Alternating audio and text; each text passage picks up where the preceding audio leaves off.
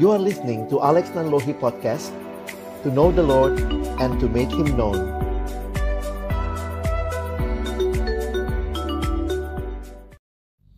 Halo teman-teman, ketemu lagi dengan kami berdua di Obrolan Santai.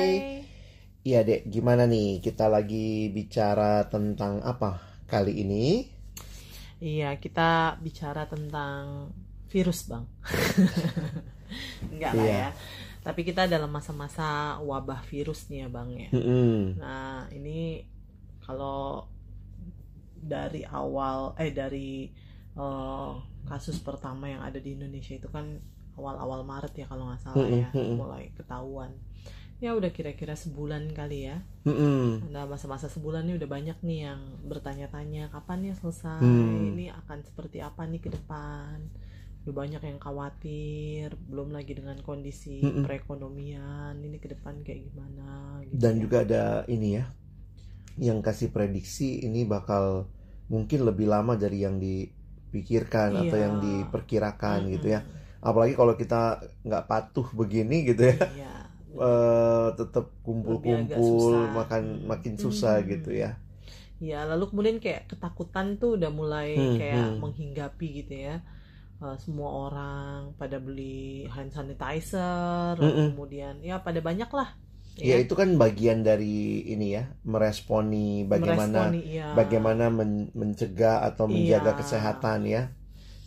Tuh, tapi kadang-kadang kekhawatiran dan ketakutan berlebih itu loh Bang ya, agak-agak membuat kita kayak jadinya lumpuh, nggak bisa ngapa-ngapain dan gimana ya Bang ya, akhirnya kayak kehilangan pengharapan gitu. Nah, jadi malam ini mungkin bagus juga kalau kita bicara tentang pengharapan. Gimana tuh? Iya ya, karena aku ngelihat gini ya, kalau orang nggak punya pengharapan itu sebenarnya orang yang paling malang di dunia. Jadi yang ada yang bilang gini, yang paling malang di dunia itu adalah orang yang menderita. Tapi menurutku justru orang yang nggak punya pengharapan yang paling malang. Karena untuk orang yang punya pengharapan, menderita pun dia rela. Karena ada pengharapan gitu. Karena dia tahu ada ujungnya gitu ya. Sementara kalau orang tanpa pengharapan, wah itu akan menyedihkan banget hidupnya. Jadi kalau aku pikir sih itu bukan bagian yang yang sekadarnya dalam hidup, tapi itu harus kita miliki dan tentunya kita mau pengharapan kita yang teguh, yang pasti. Kalau ngomongin pengharapan tuh gimana sih Bang? Maksudnya pengharapan berarti ada yang diharapkan gitu ya. Gitu. Nah, kadang-kadang apa yang diharapkan yang penting atau mengharap kepada siapanya nih Bang? Ya tentu mengharap kepada siapanya ya. Karena kita sebagai orang-orang beriman, aku sih belajar melihatnya begini kali ya. Yang pertama nih, bahwa manusia itu makhluk yang berpengharapan. Nah aku coba jelasin sedikit ya. Kita itu hope-based creature. Jadi makhluk yang memang didesain, dicipta. Nah pertama nih oleh Allah. Allah yang mencipta kita, Allah memberikan kepada kita juga relasi. Jadi Allah yang menciptakan kita adalah Allah yang berelasi dengan kita. Dan karena Allah yang berelasi dengan kita, maka manusia itu pada awalnya, pada dasarnya adalah makhluk yang harusnya terhubung dengan penciptanya. Nah memang ya masalah dosa di Kejadian 3 itu yang membuat kita terpisah. Tetapi kalau kita lihat lagi bahwa manusia adalah makhluk yang diciptakan Allah untuk berelasi dengan Dia, maka manusia akan menikmati kepuasan sejati di dalam penciptanya, bukan di dalam ciptaan. Demikian juga kalau manusia dicipta untuk berelasi dengan Allah, menemukan kepuasan dalam pencipta, maka berarti manusia itu adalah makhluk yang harusnya menaruh harapannya kepada penciptanya. Nah, jadi penciptanya ya. Kembali ke pertanyaan tadi, manusia harusnya mengharapkan apa atau siapa? Ya, kepada penciptanya harusnya, kepada Sang Pencipta. Jadi kalau dipikir-pikir secara natur nih ya Dek, bahwa manusia itu pasti punya pengharapan. Memang kita mendengar ada istilah dia nggak punya harapan, dia tidak berpengharapan. Tetapi waktu aku pelajarin lebih dalam, ternyata semua orang pasti punya pengharapan. Ya, cuman masalahnya dia lagi menaruh pengharapannya ini kepada siapa? Atau bisa jadi dia lagi taruh pengharapannya kepada apa atau siapa, dan yang mengerikan kalau itu bukan Tuhan. Jadi kita menaruh pengharapan kepada hal-hal yang salah, yang sebenarnya tidak bisa memberikan jaminan dan kepastian. Gitu. Hal-hal yang salah tuh biasanya apa tuh, Bang? Mungkin bisa macam-macam nih. Kita bisa naruh pengharapan sama manusia. Dan di Alkitab berkali-kali diingatkan bahwa jangan berharap kepada manusia, jangan mengandalkan manusia. Lalu ketika misalnya Israel menghadapi peperangan, jangan mengandalkan kereta perang, kuda-kuda. Tuhan mau mengatakan bahwa semua itu memang dibutuhkan untuk perang, tapi andalan kemenangannya itu bukan dari itu, tapi dari Tuhan. Nah, jadi aku ngelihat, ya pertama sih manusia berharap kepada manusia lain. Mungkin kita berharap kepada, ya bisa macam-macam nih. Dalam masa-masa situasi sulit begini nih, kita bisa berharap kepada bos kita. Masih dapat kerja nggak ya? Kita masih berharap kepada customer kita. Apakah mereka masih beli produk yang memang sekarang ini makin susah. Beberapa restoran aku dengar tutup. Beberapa rumah makan, dan maksudnya juga hotel gitu ya. Itu semua memang jadi sangat blur gitu ya, sangat bingung gitu. Kita mungkin menaruh pengharapan kepada orang yang kita pikir bisa membantu. Dan memang dalam realitanya Tuhan juga bisa mengirimkan orang-orang untuk membantu kita. Tapi mungkin yang Tuhan mau kita belajar lebih dalam adalah sebenarnya pertolongan itu pada dasarnya datangnya hanya dari Tuhan. Jadi itu dari orang, bisa juga dari barang-barang, dari benda. Jadi bukan hanya dari siapa yang salah, tapi juga dari apa. Uang misalnya.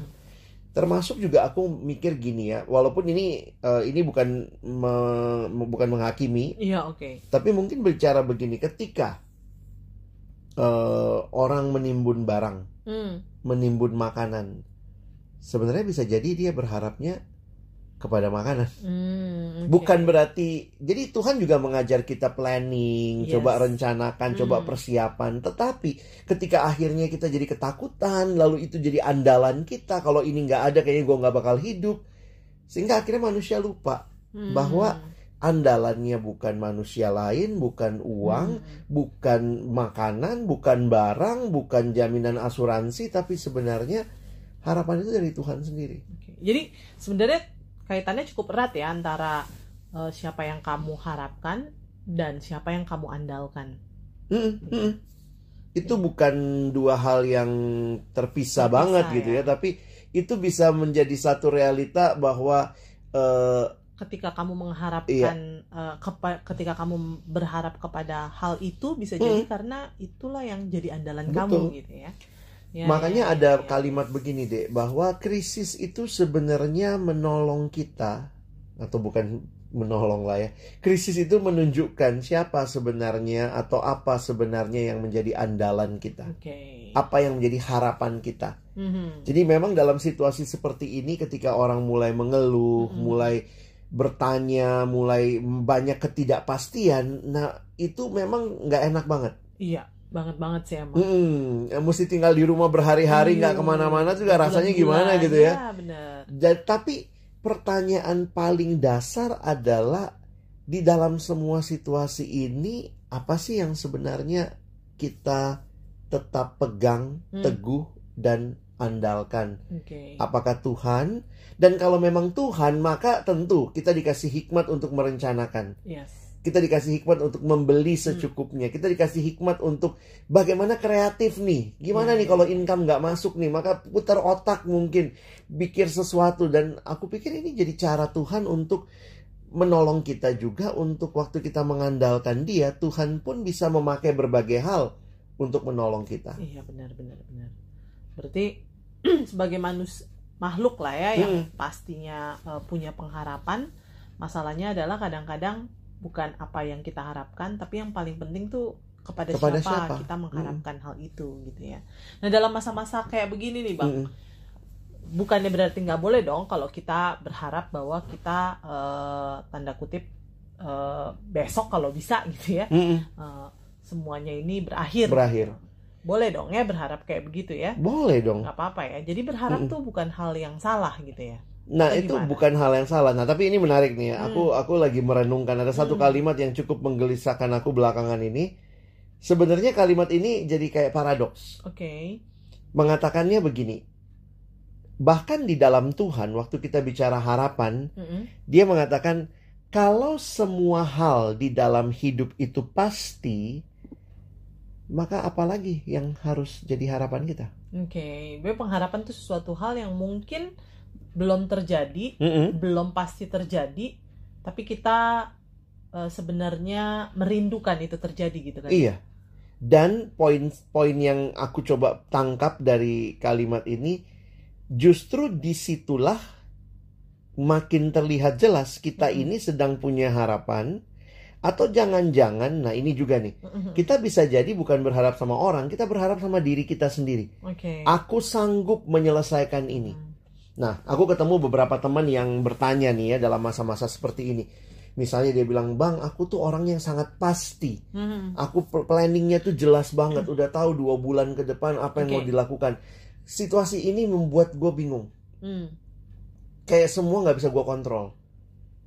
Jadi aku waktu mikir-mikir begini, jangan-jangan juga orang yang sulit atau menaruh harapan pada hal yang salah, sebenarnya sedang berusaha menjadikan dirinya harapan itu. Jadi poinnya begini kali deh ya, ini boleh setuju boleh enggak ya. Tapi biarlah kondisi yang tidak pasti ini menolong kita tetap memegang andalan kita yang utama yaitu Tuhan. Dan Tuhan tahu apa yang terbaik, meskipun kita mungkin nggak bisa tahu apa sih yang terbaik sekarang. Bahkan kita masih dalam ketidakpastian.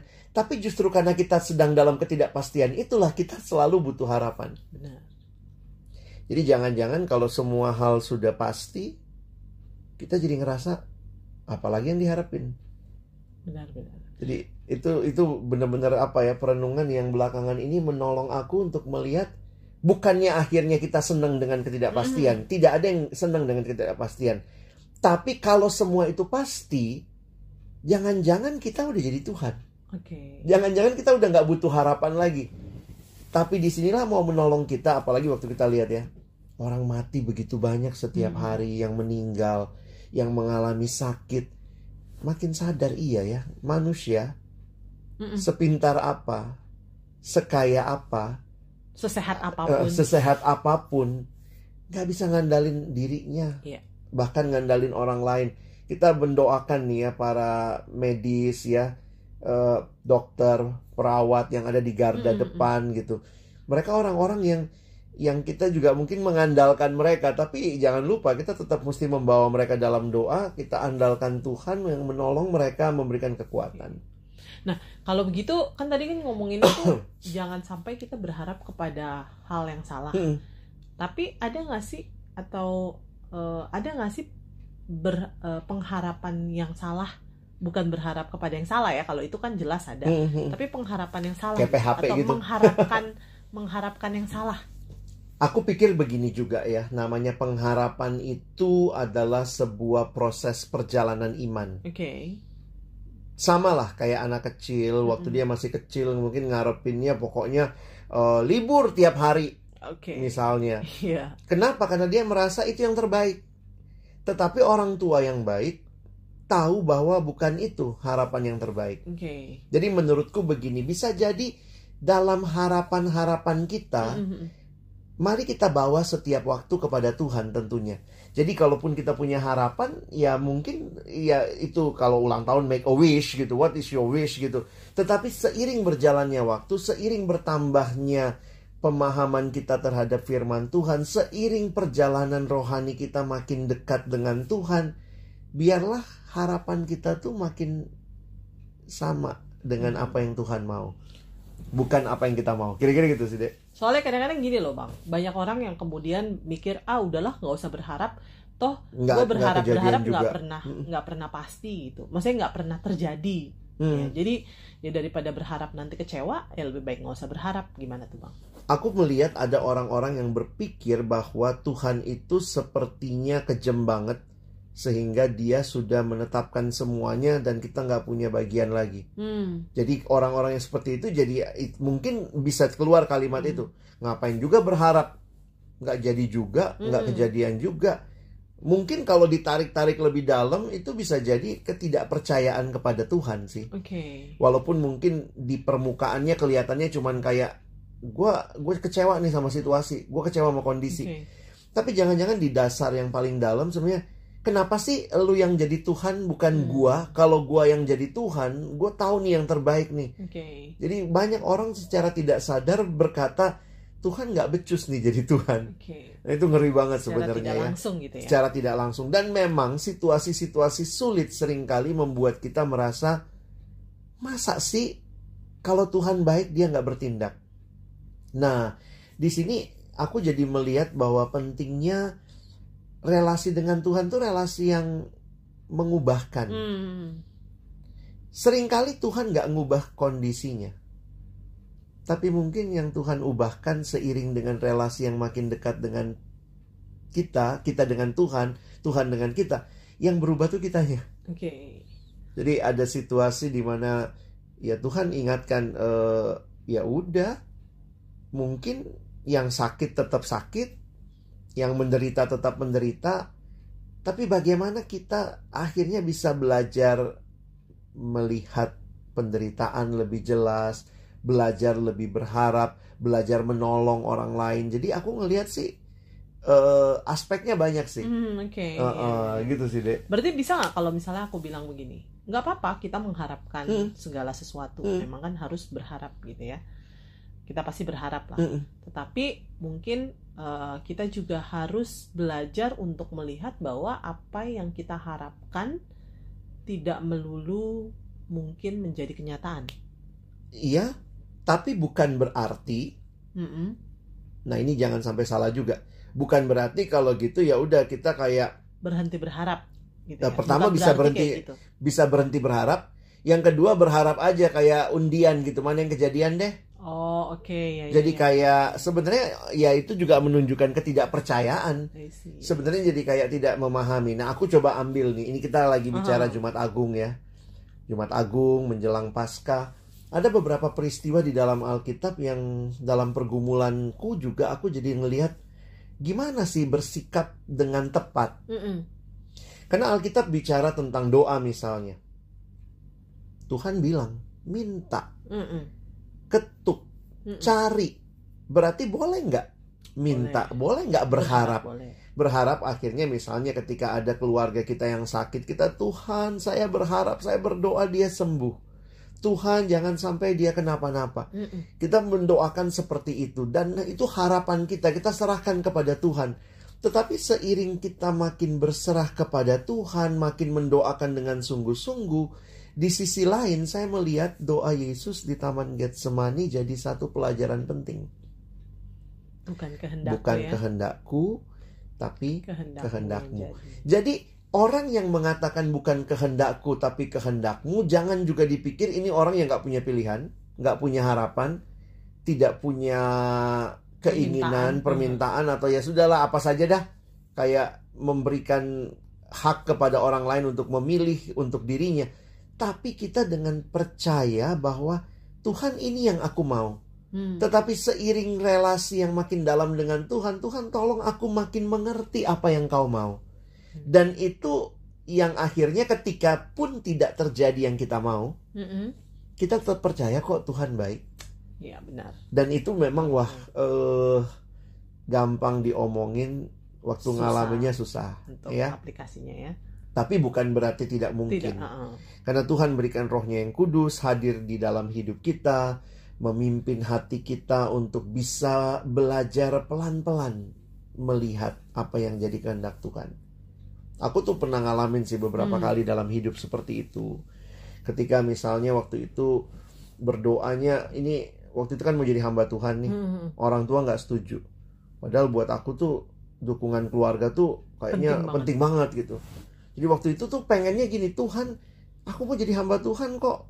Bisa nggak sih tanpa pergumulan, tiba-tiba semua setuju, selesai beres begitu. Jadi maunya, apalagi kan ini baik Tuhan, untuk kebaikan Tuhan, kepelayanan kerajaan Allah.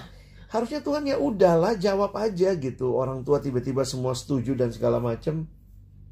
Aku sampai mengalami penolakan, tidak diajak ngobrol sama orang tua sampai setahun misalnya begitu. Masa-masa itu tuh kayak bingung ya, pengharapan Tuhan kalau boleh, ya kayak Tuhan Yesus gitu ya. Aku maunya yang gampang dong Tuhan, yang empang, enak dan gampang gitu ya. Tapi Tuhan kayak mau mengingatkan, no, I know better for you. Yang Tuhan mau bentuk adalah karakterku untuk jadi hamba Tuhan juga nggak gampangan. Kira-kira aku belajarnya memaknai apa yang terjadi waktu itu adalah demikian. Jadi akhirnya ngelihat bukan berarti nggak punya pengharapan, tidak ada harapan sama sekali, tetapi harapan itu pun juga dibawa dalam doa. Sehingga ingat kata Yakobus, beberapa kali doa tidak dijawab karena itu bisa jadi hanya memuaskan hawa nafsu kita, keinginan kita. Tapi kalau Tuhan jawab, mungkin berbeda sama yang kita pikirkan. Tuhan sedang mau bentuk kita. Berarti sebenarnya kalau dipikir-pikir, bahwa sebagai makhluk yang berpengharapan, nggak masalah berpengharapan, teruslah berpengharapan. Iya, gitu ya. Kepada Tuhan ya tentunya ya. Nah, poinnya adalah kepada siapa berharap. Ya, jadi apapun yang kau harapkan, ya kepada siapa kau berharap, itu yang paling penting gitu ya. Dan karena itu kalau kita tahu kita berharapnya kepada Tuhan, kita terus datang kepada Dia. Iya. Dan waktu datang kepada Dia kita nggak ngotot. Yes. Tetapi kita benar-benar makin belajar mengerti, Tuhan, biarlah bukan kehendakku yang jadi, tapi kehendakmu. Dalam masa-masa kayak begini, nggak apa-apa, kita harus berdoa, berharap semuanya. Aku sih berdoanya Tuhan segera. Beberapa kali aku WA teman-teman misalnya gitu ya, aku langsung bilang, aku berdoa, kita berdoa ya supaya Tuhan segera pulihkan.